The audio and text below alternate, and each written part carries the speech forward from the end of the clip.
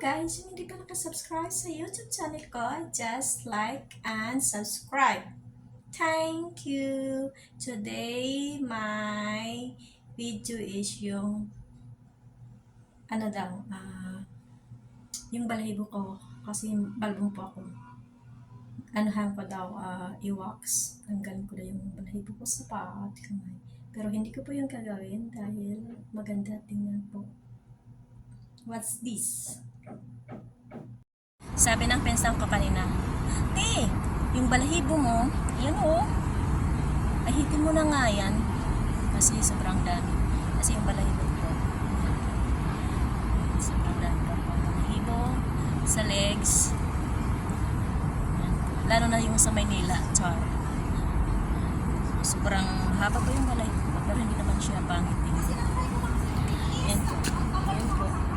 Grabe po yung balahibo ko. Talagang halatang halata na marami akong balahibo. Kaya pinahayaan ko yan kahit maraming nagsasabi na ahitin ko siya.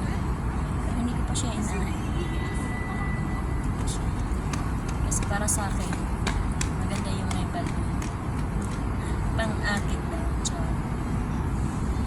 Ayan po. At ako'y paano na. Kahit po ako ay 41. Alagang perla pa rin. Alagang perla. Nakakapagayos. Hindi naman sabi ng kayos ng kasi syempre laging sa trabaho. Hindi yun sa trabaho.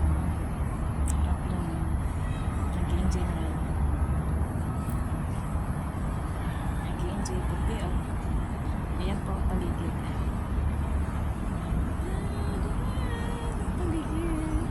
Napakaganda ang paligid po. Ayan po. Napakaganda.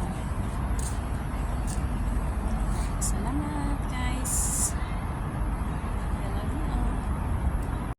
Hello guys. Salamat sa panonood nyo sa video ko, sa share, comments, and like. Sana lagi nyo suportahan ang aking YouTube channel sa mga video. God bless.